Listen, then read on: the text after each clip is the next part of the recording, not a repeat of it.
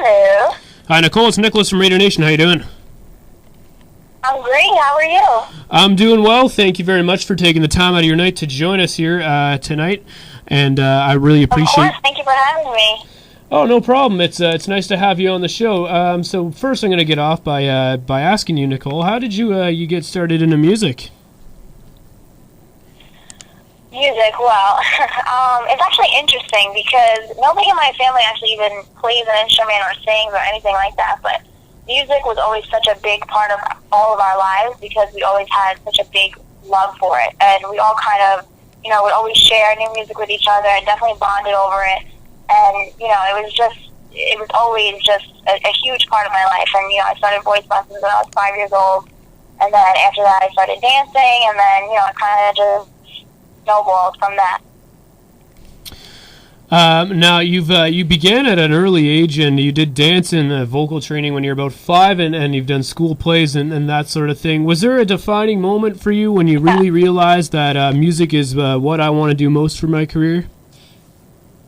Definitely, actually. It was kind of when I graduated high school, and I was trying to figure out, am I going to go to college? I debated going to school to be a court stenographer. And I had been going to a couple of the meetings and meeting with the school, and I just had a moment where I was like, I cannot do this. I need to be a singer. I need to be dancing. I need to pursue my dream. And from then on, that's what I've been doing. So it was definitely that moment where I was like, I can't go to school. I have to pursue my dream. Now, I've read in an article that you're from Staten Island, New York, which is pretty awesome. I have been there myself. I like the island. I think it's a cool place to hang out. It's fun. I guess because it's it's kind of the forgotten borough or area of New York City. Was it a bit challenging? Do you get looks from people? Do people say, "Oh, you're from Staten Island"? Is that kind of like a thing in New York City? It actually definitely is a thing, and a lot of the people I meet in New York City actually say they've never even been to Staten Island, or they've never, some people say they've never even heard of it, which is, I think it's hilarious because it is one of the 5 boroughs, and it's definitely your forgotten borough. Now, has that posed any bit of a challenge to you in your career? Have people kind of looked at you and said, "Oh, it's that girl from Staten Island"? I don't know. No, I don't think so, because I don't even associate myself with that in any way. I kind of just, I only represent myself, so I can't, represent other people, or, I just stand for myself. So that hasn't really posed any challenges for me in that sense. Now, what have been some of your influences musically growing up? Well, I mean, Beyonce is a huge inspiration to me. She's pretty much the reason I want to be an entertainer. Definitely Beyonce. Lana Del Rey is huge inspiration as well. I love her music. Right now I'm listening to a lot of Drake, Miguel, Lord, Madonna is always a big idol of mine too. So those are definitely some of my major inspirations. Now, what have been some major challenges in your career? I think everything is a challenge. Every day is a challenge. It's really hard being an unsigned artist, and I'm lucky because I have a really great team that I work with and a lot of supportive people. But there's always little obstacles and things that you have to overcome, and it can be tough. It really is. It's definitely tough, but nothing good is ever easy. So you just have to keep pushing through. Keep persevering. Now, you just released your album not too long ago titled Rose Gold. Yes, I did. Talk a bit about the album. What sort of things can listeners expect to hear on it? I'm sorry? Talk a bit about your album and what listeners can expect to hear on this album. Oh, Rose Gold is definitely, it's definitely your album that you would put on when your girlfriends are coming over and you're about to go out and hit the club. It's really fun. It's girly. It talks about love. For me, it's kind of, I think, a really good introduction as to who I am, and it kind of just skims the surface. But it's really lighthearted, which I like for now. What were some of the challenges in creating the album? I think one of the biggest challenges was really just getting everything, set in place that you need to to put forth an album because it's really a long process, and you don't realize how much actually goes into it. I think the biggest challenge was trying to just get everything done in a timely fashion. There's always little things popping up, things that just unexpected difficulties. So that was kind of just the hardest part, just getting everything done, on the date that I wanted it to be finished, because it's a very long process. Now, you actually picked the date to release it, and the date has a bit of a special meaning to you. At least that's what I gathered by following your Facebook feed for a little while. So talk a bit about the date that you picked. Yeah, well, I chose to release it on October 10th. Everything, I'm kind of that person that I read into everything. So, the date had a special meaning to me, and the way that I wanted to kind of promote the EP was that it was actually it was almost a little secret. I didn't come right out and say what I was promoting, which I think kind of intrigued people more. And that date, it just so happened to be that date that I picked, and I'm the type of person that I relate everything into a bigger meaning and whatnot, and so that date to me, it was just actually a special date to me. So I chose that day for the EP.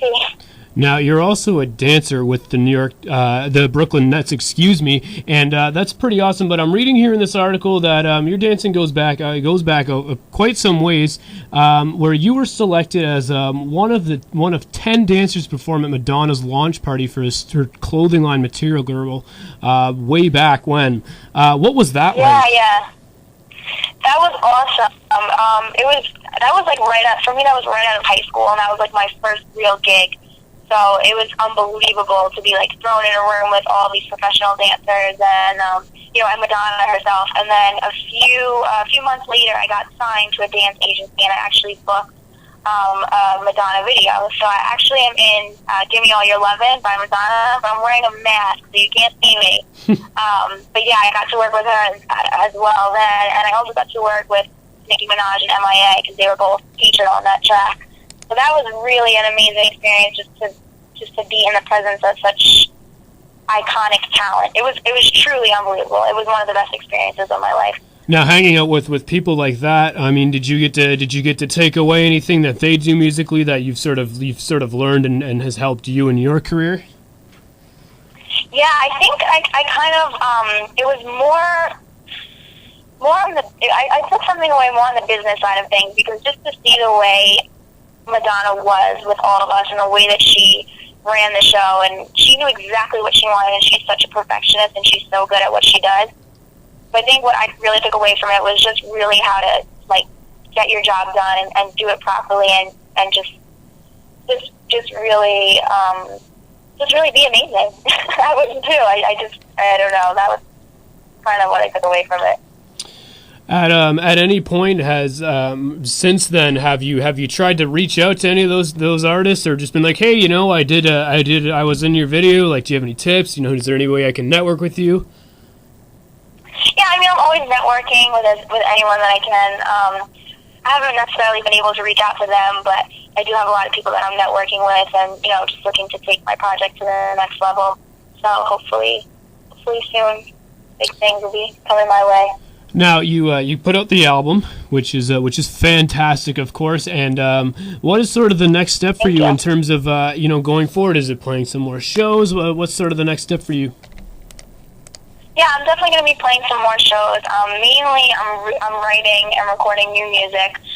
I'm definitely experimenting with some new sounds and things that I haven't really messed with before. So I'm really excited about that. And I'm definitely getting a little more personal on this next album. So I'm really excited about that and to share that with everyone. Now, not only do you write your own music, but you've written music for other artists, and I'm reading here that you've written for artists in the United Kingdom. What's it like to write music for other artists?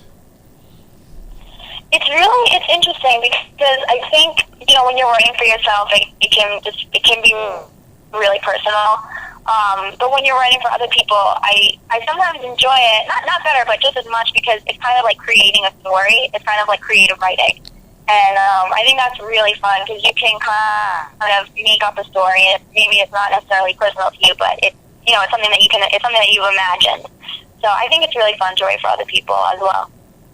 If you're just joining us live on the show, we have Nicole Medoro from Staten Island, New York, the forgotten borough, of course. And we're taking your questions for her off of Twitter. So if you want to tweet us at Radio_Nation, you're more than welcome to do so. One of the questions here is from Vanessa in Washington. She's great with the creative questions. She wants to know, if you had a choice between being any mythical creature, what would you be? A mythical creature? That's an interesting question. I don't think I've ever really thought about that. I never have either, to be honest. I'm sorry? I said I never have either, to be honest with you. Yeah, I've definitely never thought about that. The main thing I've thought about is that if I had any kind of, like, interesting powers or anything like that, would be I would definitely want to be able to fly. that's my answer to that. I just want to be able to fly. Now, if you could perform anywhere in the world, where would you like to perform? Madison Square Garden. Come on. Where else? Yes, and of course, being basically a short drive down the road from that arena, Exactly, you're not too far from it. So it should have been an obvious answer, but of course, got to ask it just in case there's somewhere else. Yeah, totally. Now, in terms of, we're talking about places you like to perform, that sort of thing. Is there anything about yourself that people generally don't know about you? Yeah, there's actually, I think what would surprise people is definitely that I really have a love for rock music. And, I mean, I love all different genres of music, but I think me being, the girly pop chick that I am, you wouldn't expect me to, like, rock out to some, like, Pearl Jam and The Who and U2 and all that stuff. So I think that might surprise people. Going forward with your career, what is the next step for you other than, booking shows? I think just really, growing as an artist and really just making new music and getting more and more personal and more connected to the people that listen to my music. And that's honestly the main concern for me. I mean, I would love to, I'm the type of person that when I do something, I like to do it the best and be 100% and take it all the way to the top. But really my main concern is just expressing myself and just, creating music and being able to connect with people like that. So that's really what I'm excited about and looking forward to. This question is from Karina in Victoria, British Columbia. She wants to know, was there ever any point or has there been any point where you've ever actually doubted yourself? Of course. there's always moments of doubt. But my favorite quote is that doubt kills more dreams than failure ever will. So, I mean, I think doubt it's human nature to doubt yourself. But, I usually, every time I have a negative thought, I counteract it with a positive thought. Every time I'm like, oh, Nicole, you can't do that. I'm like, no, Nicole, you can do that. You can do that. So, yes, I do doubt myself, but you have to learn to overcome that. Are there other ways you try to stay positive? I'm sorry? Are there other ways that you try to stay positive, whether it's just, doing sort of relaxing or therapeutic things? Are there other ways that you try to stay positive and focused? Yeah, I try to stay really, really, like, centered with myself. I read a lot. I'm really into, reading about my sign and astrology, and it gives me kind of a better sense of, like, who I am and like, where I came from and stuff like that. So I definitely try to just, I consider myself to be a spiritual person. I think that makes me a happy person. So that definitely, helps me be more positive at times when, people or things try to bring you down. That definitely, just remaining true to myself definitely allows me to be more positive and happy. Couple more questions here from Twitter. What is one of your favorite lyrics in one of your own songs or in a song that you've heard? Oh God, it's like way too many, but definitely one of my favorite lyrics in one of my songs is from Running Back, and the lyric says, I loved you, I love you, I lived you," and I think that is just like so perfect because it just really sums up like what it's like to just like live through this crazy relationship and how it just like consumes you. But that's one of my favorite lyrics.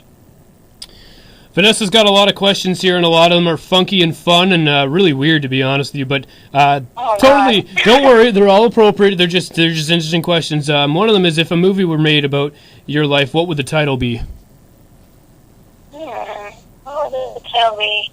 I think right now, at this moment, it might be Rose Gold. I mean, it seems appropriate. If you were, and this is from Vanessa in Washington State, if you were bred, what type of sandwich would you want to be made into? What type of sandwich? If I was bred, okay, I would definitely want to be some sort of Italian sandwich, an Italian deli with fresh mozzarella and roasted peppers. Are you ready for this one? I don't know. I don't know if I'm ready. Try me. If you, what would you be doing if a zombie apocalypse happened right now? I would be running and screaming, like fight or flight. I'm flight.